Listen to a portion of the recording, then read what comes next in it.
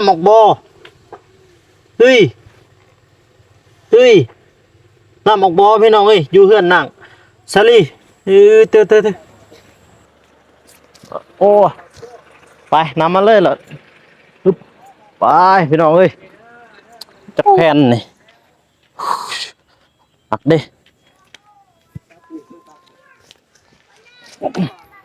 ปึ๊บปะ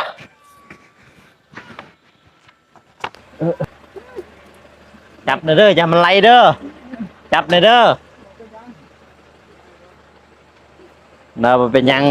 พี่ทางนี้นั่นบ่เอาดิโอ้เจ็บเดี๋ยวบ่ได้เจ็บหัวปะเจ็บหัวเปลี่ยนมือ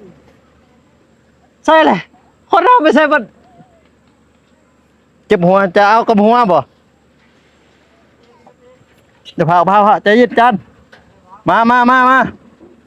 ได้บ่โอเคสระไปโอ้มาตุนจี้เฮ้ยเกินกล่องได้จะหน่อยนี่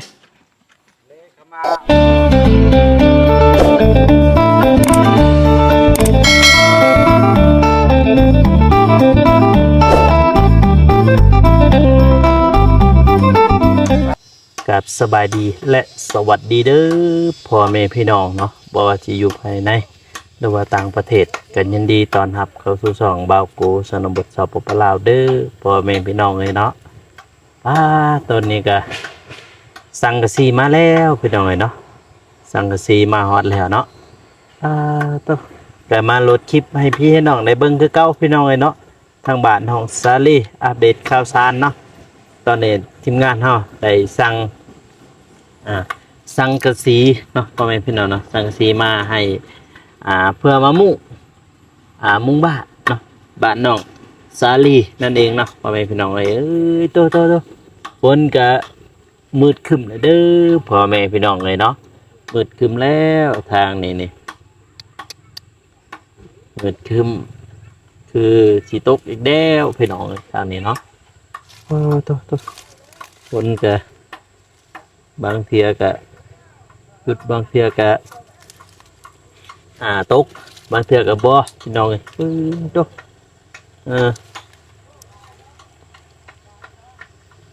กูบ่จอดอยู่ลุ่มมาตูน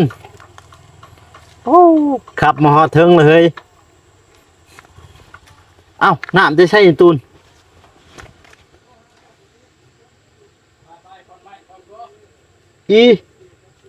น้ำหมกบอพี่น้องเฮ้ยถ้าหมกบอเฮ้ยน้ำหมกบอพี่น้องเอ้ยอยู่เฮือนนั่งสาลีเตอพี่เสร็จบันนี่แดงสิบ่ท่วมบ่บ้านนี่นี่นะน้ำหมกบอได้หั่น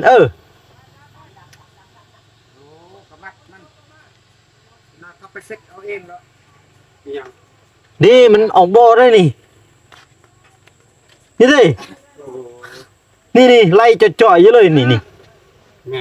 แม่ไล่เลยนี่อยู่ทึ่งได้นำมันออกขุดแม่แล้วแตกน้ำท่อก็แตกงานน้ำท่อแตกแม่แล้วฮะไปหามัดเอาได้เว้นนำออกบ่อปล่อยท่วมเมืองเทวดาเลยเฮ้ยเทวดาสิท่วมแล้วได้บาดเด่น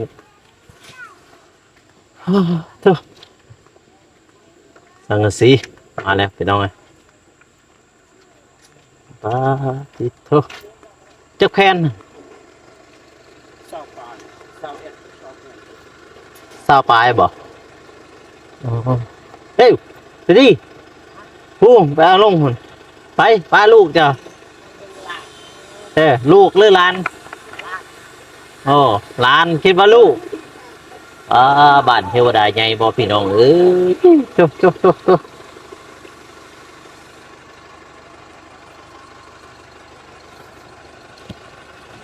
มา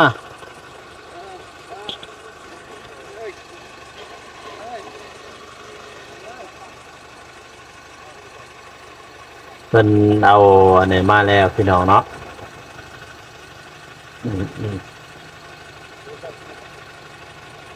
อืมมาตูนเดี๋ยวจับให้ก็ได้ตูนเดี๋ยวจะจับให้ข่อยบ่หรือจะให้ข่อยจับเสร็จนี่เอารถจอก่อนนี่รถเตาะเข้าสิไป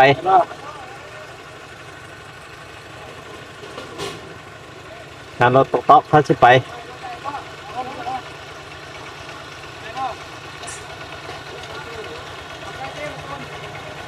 ไปรอก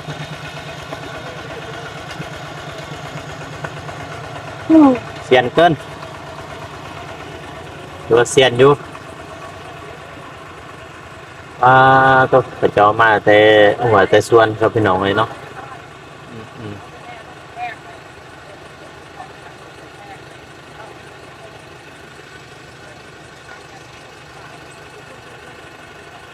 มาแต่ส่วนบ่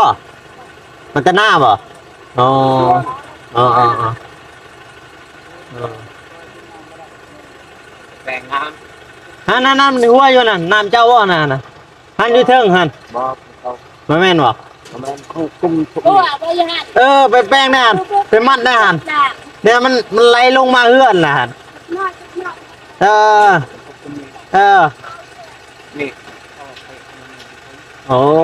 เห็นมันหัวอยู่หั่นเด้พอดีไหลใส่เฮือนเทวดาฮัน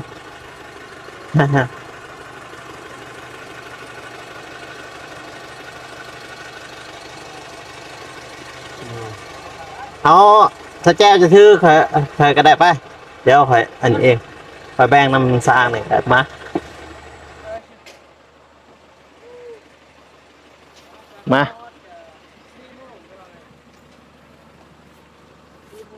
อ๋อ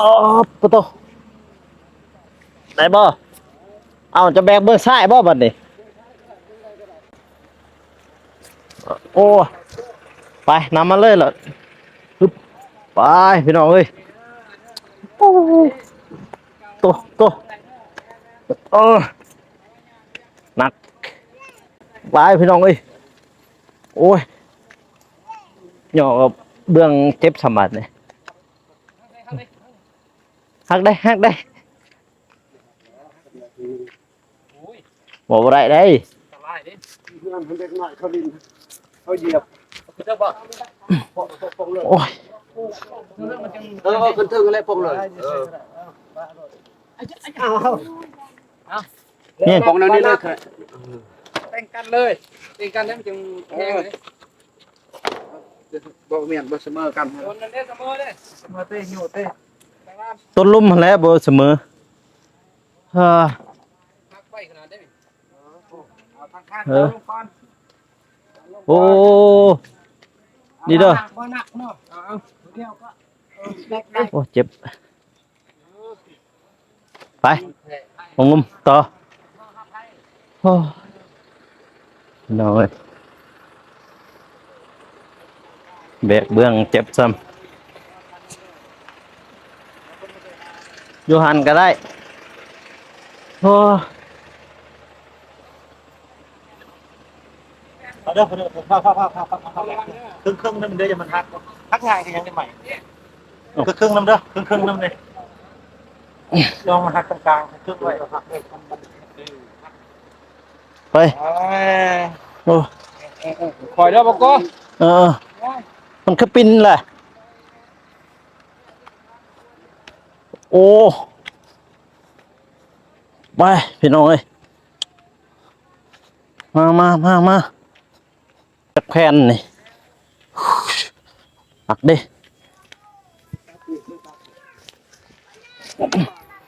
ตุ๊บปะเอ้ยโอ้เมื่อยมันไงเมื่อยยังสั่งซีเนาะบัดนี้เนาะโอ้ย ไม่มีเขียน ฮะ ไม่ผ้าหนาไม่ผ้าหนา คอยเด้อฮะ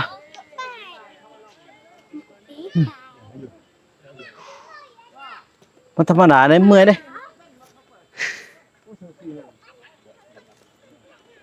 ไปตัว เด็กน้อยระวังเด็กน้อย ก่อนหัวเดียวไอ้นี่ เฮ็ดบันเฮ็ดจังได๋เด้เด้อ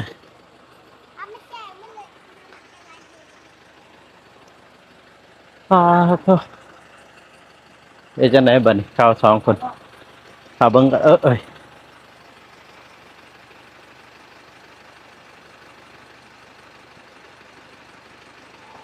เฮ้ยพี่น้อง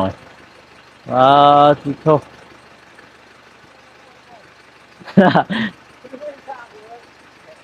เออ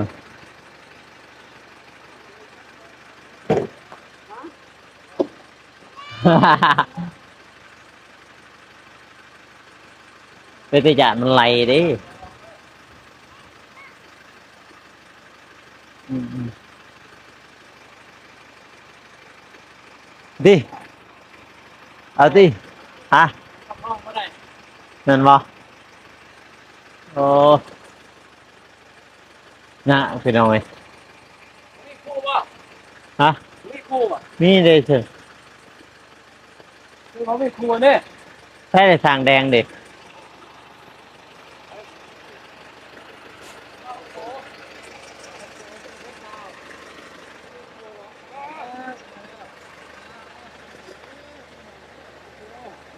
โอ้โทษ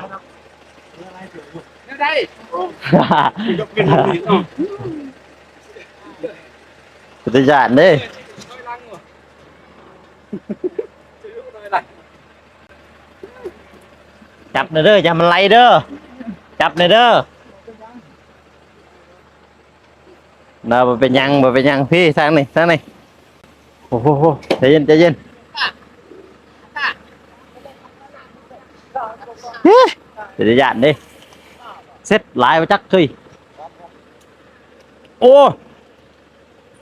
ไปเลยเราโผล่ไปเลยจะไปหน้า แม่นบ่เอาดิโอ้เจ็บเดี๋ยวบ่ได้เจ็บหัว เจ็บหัวปะ เออ เจ็บหัวเปลี่ยนคนหนึ่ง ใช่เลยคนเราไม่ใช่บ่เจ็บหัวจะเอากับหัวบ่เดี๋ยวพาใจเย็นจันมาได้บ่ ไป โอเคสลับไปเกือบบ่ได้เทพบ่ถือวิธีเอ้ยไป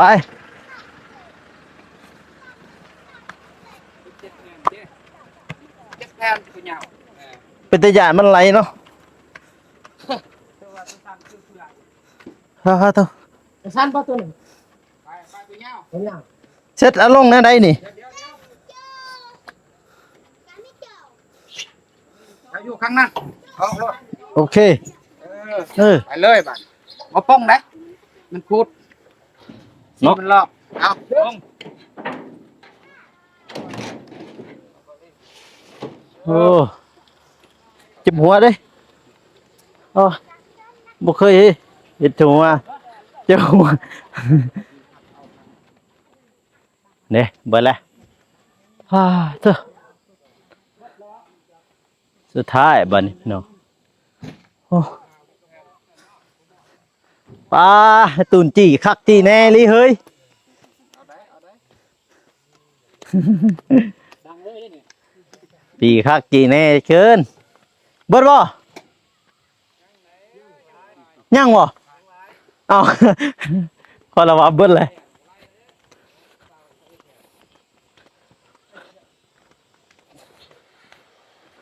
พอละว่าเบิดเลยโอเคนี่จะขอเงินให้มันทันมา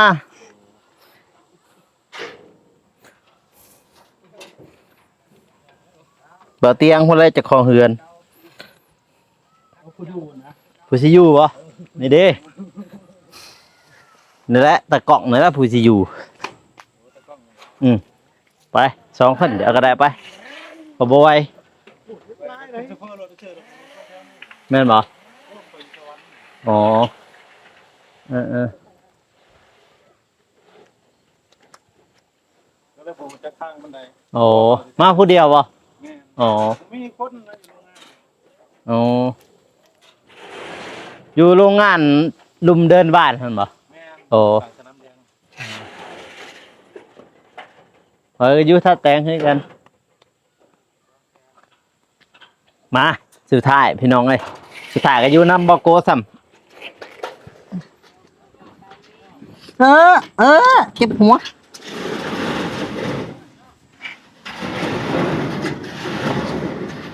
แล้วบ่โอเคไปโอ้อีกข้างนะอีกข้างนะเว้นแล้วนี่โอ้พี่น้องเอ้ยขัดเกินลอยเกินไปโอ้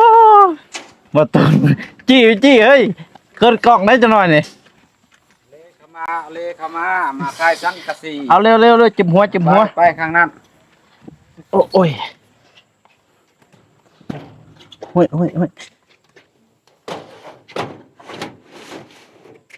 อ่ะฮู้เรียบร้อยมันนี่ตัวมือมันนี่เรียบร้อยพี่น้อย 30 แผ่น ตับหนึ่งสี่แผ่น 7 แผ่น 17 แผ่นอีสังอันนั้นบ่4 แผ่น นี่บ่4บ่1 2 3 4โอ้คืออยู่ ครบเลยบ่อย คืออยู่เฮือนน้องเดิมคือว่าหาแผนเนาะ ไม่อันนั้นบ่ ไม่ใช่ละ ครบ ตับหาก็มี ตัวนี้คือตับ ใส่กระสีครบเลยเนาะ นับคนบ่ครบ ฮ่าตัวยังตับน็อตบนตะปูทง 5 ถุงที่นับ2ผู้ตอกหายด้วยครบโอเคอ้ายครบกู6เด้อนี่ ตะปูหกบ่ กู6ของลาวเฮานี่แหละหมดสัตว์ลาว เรียบร้อยบัดนี้เพื่อนเทวดา เกินเทวดาเฮา เพื่อนเทวดาเช็ดน้ำท่วมแล้วแห้งตัวสวัสดีเบิร์ดประตูนนี่สวัสดี เอาขอบใจหลายเด้อ โดย กลับกัน โดยเดี๋ยวขอบใจหลาย เริ่มทางพี่น้อง เกิ เอ้ ด ย มาเป็นไปพุ่นเดี๋ยวบ้านน้องเดิม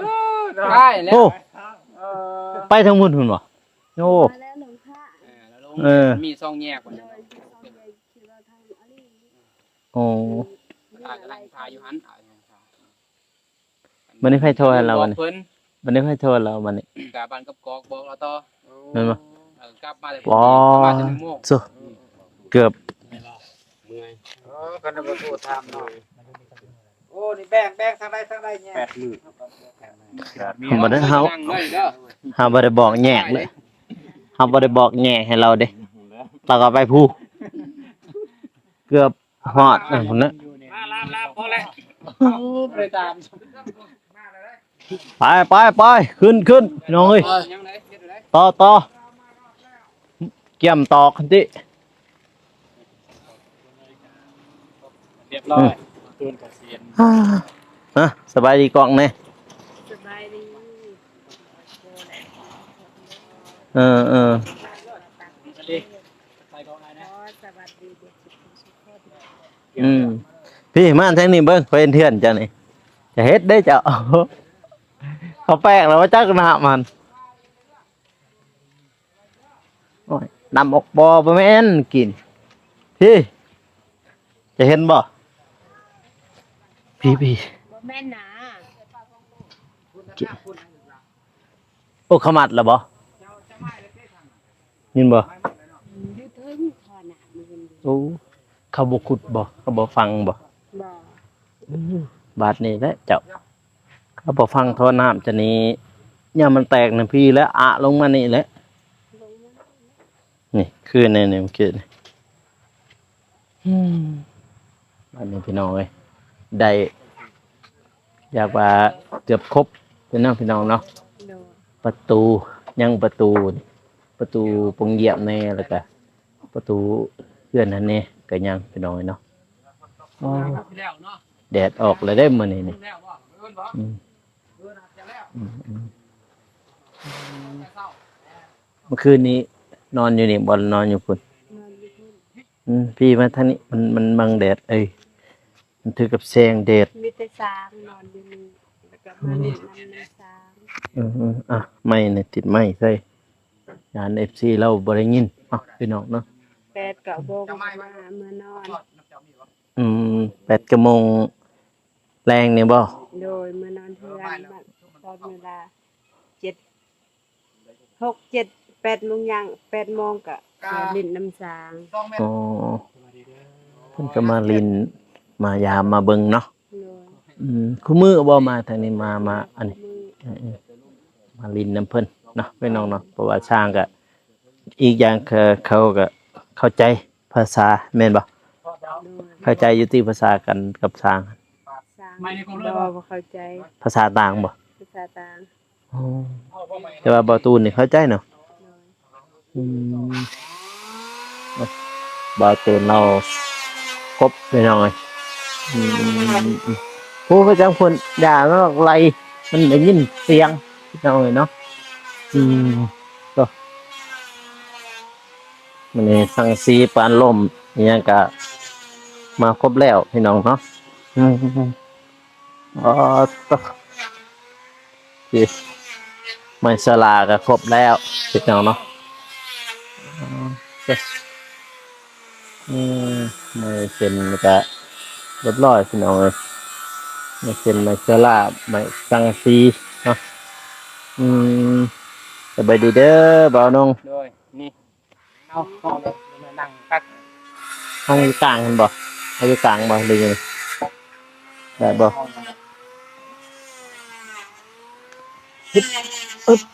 โอ้ดีโอเคเอาไม่ใหญ่เพิ่นใหญ่เพิ่นเลยไปสิได้ห้องอีกจะหันไปหน่อยย่อได้บ่เว้ย ก่อนย่อได้บ่ ได้เราว่าได้เอาเฮ็ดอึ๊บโอเคแฮงบ่าวนงไม่สละนี่กล้าว่าพ่อบ่ อารมณ์ อ๋อมันฉลาดนี่ไม่อันนี้แต่ว่าเฮาแอบมันบ่ แม่นะ อ๋อ แต่ไม้ปันร่มเนี่ยไม้แอมสิเอาไม้ โอ้สิเอาไหม นมีงบ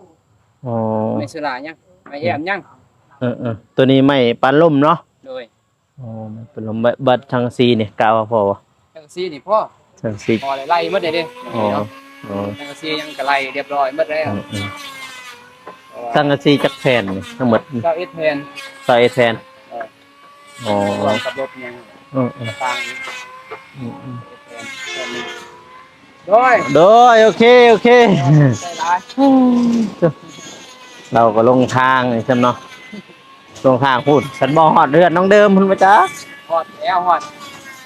ป้ายเด้คำปอก โย่ฮอดพุ่น แล้วถึงฮอดบ้านลุงเดิมเนี่ย ฮอดกำปอกพุ่น ก็ปอก แต่ซ้ำบ่ บ้านลุงเดิม อยากว่าซ้ำเรามาจากทางไหน ทางแต่งเนี่ย ทางนี่บ่ทางเฮามานี่บ่ สาย โอ้ โค้ง เกี่ยว โคฮะ ก็คืนมาอีก เกี่ยวกับมือ เกี่ยวกับคืนนี่โอ้อีต้นเนาะสังสีก็น่าจะพ่อพี่น้องเอ้ยนี่ก็ไม้ปานลมเนาะปานลมตึงๆยังแต่ไม้สลาพี่น้องเอ้ยก็มาแอบโอเคขอบใจบ่าวเนาะโดยโดยโดยโดยอันนี้ก็ได้เฮือนได้ซ่านแล้วได้มานี่เจ้า เป็นเฮือนเทวดาพี่น้องเลยเนาะเฮือนเทวดาคนก็สิมาอีกแล้วเฮือนเทวดาจ้ะนี่ฝุ่นเบิ่งข้างล่างมืดครึ้มนั่นแหละตกอีกแล้วพี่น้องช่วงนี้นี่มันนั่งทางนี้อะไรมาถามไทยพี่น้องเลยเนาะนั่งแง่เขื่อนเทวดาตั้งหลังคนพี่น้องเอ้ยยังเป็นโครงห่างอยู่เด้อ FC ทุกท่านนะผมยังเบิ่งยังเป็นโครงห่างอยู่นะพี่น้องเนาะเป็นจะได้ความรู้สึกเดียวนี่คิดว่าสิได้บ่เฮือนแบบนี้ตามความคิด บ่คิดบ่ทันว่าสิได้เงินบางอย่างแต่หน่อยจนใหญ่ตั้งแต่ปีหน้าตายายบ่ พอเฮือนนั่งเลยอยู่แต่เฮือนประตู